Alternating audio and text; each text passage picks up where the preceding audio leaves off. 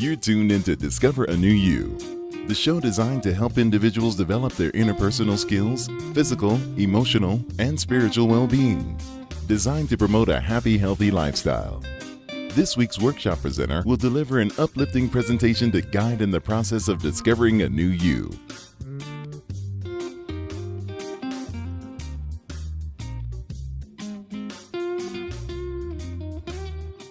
Hello, and welcome to Discover a New You Atlanta. I am Beverly Walthour, and today we're going to speak with entrepreneurs about how to maintain your business, your mind, your body, and your soul. And so with today's episode, what we're going to do is we have a panel and we're going to have just an informal conversation about being an entrepreneur and not only making sure that you maintain your business, but also mentally, physically, emotionally, spiritually, and financially. So we're going to go ahead and dive on in. And so first I'm going to have each of my panelists introduce themselves. So we'll start with Hope. Hi, I am Hope Sutton, founder of She Is Powerful Incorporated. I'm an ordained minister as well as an entrepreneur. Hi, I'm LaRonda Giddens. I'm a keynote speaker, author, and lifestyle strategist, and also founder of Inner Peace Creations, LLC. Hi, I'm Kamaria Payne. I'm a certified grief counselor. I founded Peace Within the Pain. I'm also a minister as well as a registered nurse. Awesome, and thank you guys so much for joining us. And I do want you guys to know this is going to be a conversation. We're going to talk about the good, the bad, and the ugly when it comes to being an entrepreneur, just so the viewers will get a well-rounded view of what it's like to not only be an entrepreneur, but once again, wives, mothers, active in the community as well. And so we're going to go ahead and start with Hope. And just tell me, why did you start your business? Well, I started my business primarily because God said so, and I know that sounds strange to some, but I was working here in Metro Atlanta area, and I was working for a nonprofit that worked with homeless women and children. And as a result of that, I heard three words: she is powerful. And at the time, I did not know exactly what that meant other than to communicate that to women who were really broken. And over time, I realized that it was more than just those three words. I wrote those letters over my door so every woman who came through, they could see it and begin to believe it. Out of that, the organization morphed. Oh, awesome. Okay, LaRonda? Well, I'm a 9-to-5er also, as well as a business owner. And Beverly, I started my business out of frustration, honestly. I've been working with my organization for roughly 10 years and wanted to see some more growth within myself as well as within the organization. So I just really decided one day that, you know what, I feel like I've reached my peak, and even went to my director and said, hey, are there any opportunities for growth? And at the time, we didn't have any opportunities for growth. So I said, you know what, I'm going to go ahead and start a business. And that's exactly what I did. But recently, I got promoted. So fast forward 2 years later, I did get a promotion with my organization. So that worked out really nice. And I think a lot of us can relate to the frustration piece and wanting, hey, something else. So excellent. Okay. I started my business. I was actually at a meeting, Beverly, as a consulting nurse in our local county, and God gave me peace within the pain. And in the meeting, I just kind of jotted it down on a notepad. I'm like, what's going on? I'm trying to listen, pay attention.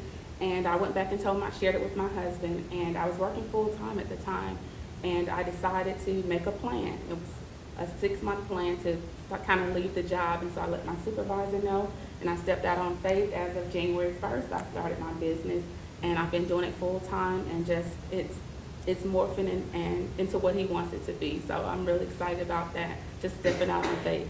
Excellent. And I think everyone listening and viewing can relate to everyone's story. And just the fact that, you know, when you feel like you're called to something, it's like, okay, first you look around like, wait a minute, and then you start planning. You make a plan, okay, what are the next steps? So the same thing, you know, whether or not you're still working full time and you're doing this on the side, or if you made that leap of faith and just jumped straight in and said, okay, I don't know what's going on. But yeah, so definitely your why, and those of you that are looking to start a business, like your why is going to be key, and that's what's going to motivate you with what we're getting ready to talk about next with some of the challenges, because you know, it can look very glamorous online and on television when it comes to being an entrepreneur, but we're going to talk about some of those not so glamorous pieces. So Hope, tell me, what are some of the challenges that you face as an entrepreneur? Some of the challenges that I face in particular are when you know that you have something great, but you have to go through the process to get there.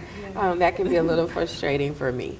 So wait a minute, does it happen overnight? It absolutely does not happen overnight. Okay, well, dispel that myth. Yes, okay. I think everything has to be developed if it's going to be successful. Awesome. So, like, have a plan. You hearing have to this. have a plan. Have a plan, okay. And be flexible with that plan because Okay. it can change. Awesome, okay. Well, I think one of the biggest challenges I faced initially is, like you said, you have this great plan, you have this great idea, but what do you do with it? Once you decide to have that plan and you figure out what to do with it, okay, then where are my customers going to come from? Like, what, you know, if I'm a service-based business, where am I going to get my customers? So that's one of the biggest questions, and you eventually figure it out, but initially you just have this big question mark, like, where are all these people going to come from all of a sudden? And it does not happen overnight. Maria. I would say, honestly, it's the financial piece. That's huge because you have this great idea. You know what you want to do. You know what God's telling you to do, and so where are the resources? And so that was a big thing for me, knowing what to do and how to do it. Okay, I have that part, but now that takes money. It includes a price tag. So that's a big obstacle that I've faced. And so that was part of that plan as well. And I'm glad you mentioned that. And because those of us that aspire to be entrepreneurs, or if we're a current entrepreneur, like, you have to have revenue coming in to maintain your business. So Kamaria, since you were talking about that, what did you do to ensure that when you went into your business, you were at least set financially to get started? Because that's going to help those people that are saying, hey, I want to start. You know, how do I know when it's time for me to start? Do I have enough revenue to get started? So what did you do to kind of ensure? I would say, as I shared, I took that leap of faith, but I also planned in that 6 months. I had to cut back on my expenses. I had to, you know, downgrade the cable. I had to skip some hair appointments. It takes sacrifice when you're planning to start a business, so that's a big thing. And also, I made sure my credit was good so that I was able to get a business loan to jumpstart things for me. So that was a big piece for me. Okay, and LaRonda, did you have to do anything to prepare for the financial aspect of starting your business? Yeah, I had to use a lot of my own money. I mean, money just doesn't come out of the air, it just doesn't grow on trees. So you're using your own personal money to fund your dream, your goals. You have to spend your own money. And eventually, as you work more and you start to make more money, you have your business account, you have your personal account, everything is separate, but you initially are going to fund a lot of that yourself. Wow. Okay, do you hear it? Make sure you have the finances to get started. And so, Hope, was there anything that you did to kind of prepare financially to get your business going? Sure. I think I just saved more because I was working full time. So I saved a lot of money so that when I got ready to launch and do marketing and branding and things like that, I had cash on hand to do it. And I also invited people to my dream so that they could help fund everything that I needed. So the resources of finances for me oftentimes was coupled with who has the resource that I need and who can become a volunteer in my dream. Wow, wow. So yet once again, that financial piece is going to be huge. And so how many of you actually were working your full-time job and you were doing your business at some point as well? All three of you? Still doing that. Still doing it. Okay. So let's start with LaRonda. How do you balance that? Because once again, I'm working full-time and we know full-time can be 8 to 6. Mm-hmm. So how do I have my full-time job, if you have a family, and then also trying to get this business up and going? How do we do that? Well, it's tricky sometimes. I mean, you have all these different balls in the air, and literally sometimes you feel like a juggler. It's a juggling act, and you really have to kind of figure it out. But once you get into a routine, you get into a rhythm of your business, and you're intentional about what you're doing, then you can kind of set schedules to, you go to work from 9 to 5, and then you come home, you have dinner, you shower, and then, relax for an hour or two, and then you get to the business of doing what you're doing for your business, whether it's 2 hours or 3 hours or 4 hours. And, I was telling Bev earlier that, every week I set 3 goals for myself. And that's what I start out Monday morning. And then by the end of that week, those 3 things are done. And then if they're not, then I may have to carry something over to another week. But at least, I'm setting that schedule and setting a routine and setting boundaries. Because sometimes if you don't set boundaries, you have poor boundaries with yourself and with others, you just get caught up in cycles of doing just any random thing. So you have to kind of have a schedule and be on track with what you're doing. Okay, so I hear LaRonda saying she had a plan, like mapped it out, and even for the week, hey, this is what I'm looking to do this week. Okay, Kamaria, what about you? How did you balance both? For me, it was time.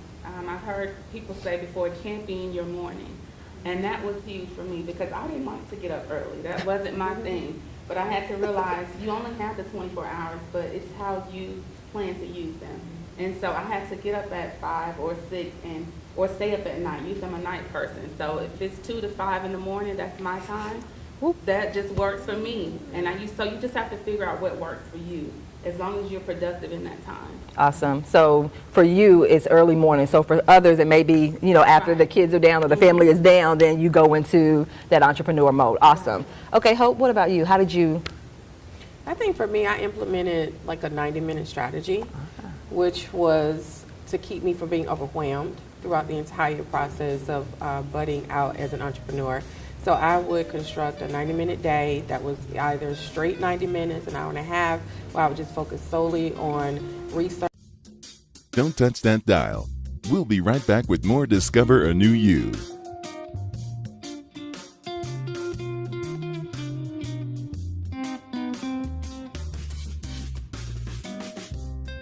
To my own problems before I invested in anybody else's time, or I would break it down, in increments so that I could manage and be laser focused on only that particular thing that I wanted to improve. Wow. So yes, all of this, once again, it's that time management. That time management is going to be huge. And so we have some viewers that are thinking about starting a business. So if they're not sure, do you guys have any advice for, I'm trying to figure out what type of business I want to start, because we know, I can have a brick and mortar, I can have an online business. Is it going to be product based? Is it going to be service based? Like, there's so much information out there. So what advice would you give someone that's trying to figure out, with all this information, how do I get laser focused, like you said, to figure out where to get started? I think you need to invest in a qualified mentor. I think that's sometimes a missing component for a lot of people, because you're afraid to ask for help. And if you have a business mentor, a spiritual mentor, someone who's kind of already been there and done that, their successes and their failures can really help you move forward and determine, do I really need to go and invest $600 a month for a building and I have no clients? Wisdom is a principal thing. So I just think a mentor in different areas can really help pull together the ideas and slow down the pace. Because sometimes you see the dream, you have the vision, you're feeling confident, but you don't know everything. And so to slow down the process, invest in a mentor. Powerful. So partnering with someone that's been there and done that to kind of eliminate some of those errors. Absolutely. Okay, well, Rhonda, what advice would you give? I think it's first important to understand what you want to do. A lot of times people want to start businesses because they see someone else starting a business and they say, oh, I can do that, but that may not be your thing. So for me, it's all about your purpose. It's all about your passion, what you're passionate about, what your purpose is, what you came here to do. And I can't see myself spending time doing something that I don't really love or enjoy doing it. I work a 9 to 5. I want to be able to do something else that I love too. I love working in my 9 to 5. But I also enjoy doing other things. I love speaking, I love teaching, those different things. So you have to figure out first what your it thing is. Everybody has an it thing. And that's what I would recommend. It may be, you may start out as a blogger, you may start out as a YouTube blogger, you may start out as an author, you may want to write a book, you may want to be a motivational speaker. There's different things that you can do, but you have to first figure out what that thing is, because you don't want to spend a lot of time and money and energy doing things and starting businesses that you don't want to do. Wow. Okay. I'm big on research, Beverly. That's like everything I do, I research. So I would say, in the excitement of starting the business, do the research. That was one thing I did. Find out about that market. Find out about that particular career path. Find out the pay.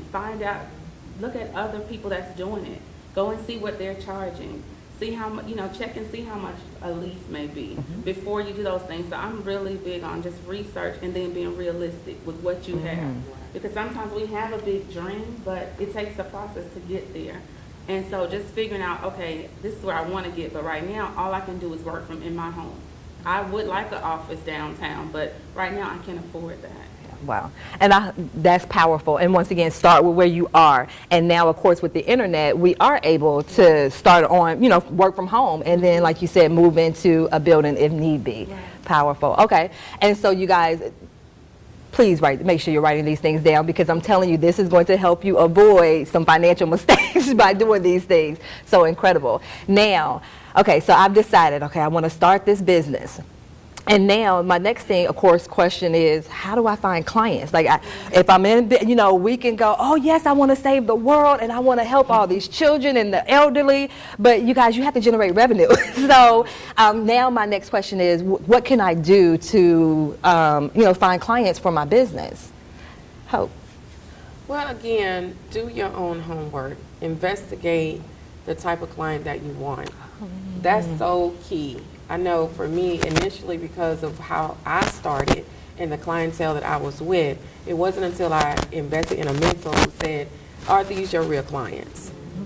Because they're homeless women, they will not pay you. Now, you can serve them, but they will not be your client. Pause. Okay. And you guys, that's what I'm talking about. Like, of course, as an entrepreneur, you need to generate revenue. So just like she said, yes, I want to help the homeless, but can they pay you? And so you guys, you want to be very particular. So I just needed to pause. You want to be able to generate revenue. So keep that in mind when you're choosing your ideal client. Okay, sorry about that. Go ahead. No worries. So one of the things that she gave to me that I'll bonus to the audience, she said, think about where you're going in terms of the BIG. Do you want to attract businesses, individuals, or the government? And when she gave me that, it just blessed me in incredible ways so that I would know exactly who I was targeting. So even if I wanted to work with women who were in transition, they were not my client, however, the company was.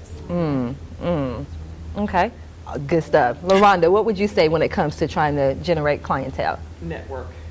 You have to network. People always say it's not about what you know, it's about who you know. And that's really the truth. And for me, networking has been amazing. And that's how, I met Beverly on social media, on Facebook. And to be honest with you guys, I haven't been on social media for 2 years. I had no social media presence before 2016. You couldn't find me anywhere. And then someone said to me, you know what, if you're starting a business, you need to be on social media. You need to be active on social media. So that's what I did. So I joined a couple Facebook groups at the recommendation of a friend. And my whole world has changed as a result of that. So networking, not only just online, but offline, in person as well. And when you do your networking, be intentional about your networking. Don't just go out there joining every association, every different group that doesn't apply to what you want to achieve. You want to be strategic and you want to be intentional about your networking. Awesome. I would say two things. One is to face your fears, because that's a big thing. If you don't open your mouth and let people know what you do, and I'm saying this from experience, then they won't know. And it's so many people that could benefit from what you do and be sitting next to you, but you wouldn't even pass them a business card. So you have to, it just goes back to the networking. You have to do that. And the other thing is to set yourself up as a professional, because people will come after you just to say, hey, can you talk to my friend that's having a hard time, or she just had a death in her family? And I get that. So if you set up your social media, if you have your business card, your website, if your things are professional, then people will approach you differently. And so that's what I'm finding now. Awesome. And you kind of hit on a point here. And once again, as an entrepreneur, either if I'm currently in my field or aspire to be, one of the things is, okay, but wait a minute. There are a million coaches out there. There are a million stylists. There are a million photographers out there. It's oversaturated. And so the question is, how do I stand out? Because yes, there are a million of those, but it's more than one burger place. It's more than one pizza place. So, what do you do to kind of stand out in the crowd? Like, how do you, stand out so that someone will say, well, hey, this is Hope, you're a coach, but what makes you different? How do you actually stand out so that that oversaturation doesn't affect you? I think I stay committed and true to the people I'm called to serve. And if I offer them what they want, they will not only commit to staying with me as a coach, but they will tell their friends. And I'm also big on making certain that if I am not that person, that I know people who can fulfill their needs. So I'm not greedy in that way, because I think there are enough people in the world for me to find who I need. But I also believe that you have to know specifically who you are reaching and stay committed to that and consistent with that particular group, and that's how I make it work. For me, it's just being authentic, just being myself, and being transparent with people. I think is very important, because a lot of times there's a lot of people out there doing the same thing or doing different things, but no one can do what I do the way I do it. So that sets me apart from everyone else, and just being, like I said, transparent and authentic, and just engaging people and teaching people how to understand themselves in ways that they never understood themselves before. So a lot of people don't really teach you how to do that. They teach you different principles or steps or tips or different things like that, but it's more internal work that you have to do. It's deeper than just starting a business. There's a self-work that has to happen as a result, and it's not just a one-time thing. It's constant. It's constant. And so, LaRonda, you hit on a point where you said being transparent and sharing your story. So how do you determine how much of your story to share? Because I know, of course, once it's out on the internet, then it's there forever. So how do you decide how much of the story to share? I'm just transparent. I don't, at this point, I feel like in order for people to live their best life and to create the life that they want, me being my authentic self and just sharing my entire story will help someone else heal. And that's the goal, really. Good. And then Kamari, what about you when it comes to? It's interesting you said that, because I was a very private person before social media. People didn't know what was going on with me. I mean, if you saw me post, it was maybe once or twice a year. But when I accepted this calling to not only ministry, but to help people, then I gave myself away. And in doing that, that includes all of my story. That includes sharing, because when we share, that helps someone else to maybe understand that they're not alone in doing it. So that was a big thing. Like she said, being transparent. And so that when you do that, people respect that, and they actually open up. So as a coach, as a counselor, I share my grief. I share my pain. I share how I got through it. I share the times I was in the floor crying, because then people can say, okay, it's nothing wrong with me. I'm normal. She's normal. And so they relate, and they actually open up more. Gotcha. Okay, so hear that. Once again, don't be afraid to share your story, because people are going to be able to relate to that, and that draws them to you. Like LaRonda said, it's only one of me, so that's what's going to draw my people into me. Awesome. Okay, and then we mentioned social media a couple of times, so let's kind of dive into that just a little bit. So how do you use social media for your business? Let's start with LaRonda. For me, it's more of networking. I use it primarily for networking. I know that I need to branch out even further, and that's part of my business plan. But it has mainly been networking and connecting with people and giving opportunities and receiving opportunities. That's what it has really been for me. Okay. And for me, I have my business page on social media as well. And I also do something on Thursdays called Grief Talk Thursday. So I just go live and actually have just created kind of my own television show. And people, we talk about different things that can cause grief. And so I've noticed that that's another way that you can pick up people, by just sharing, simply going live. Awesome. And then Hope. I use social media to engage, to seek out new clients. I use it to share my expertise in a particular area. I love teaching, so I use social media a lot to teach and inspire. Awesome. Ladies, thank you so much for this information. And we're definitely going to come back with more with these ladies after this message.